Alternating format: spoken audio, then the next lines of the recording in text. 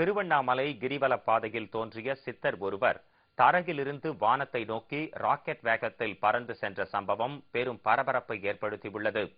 தமிழ்நாட்டில் உள்ள பிரசித்தி பெற்ற தலங்களில் திருவண்ணாமலை அருணாச்சலேஸ்வரர் ஆலயம் குறிப்பிடத்தக்கது.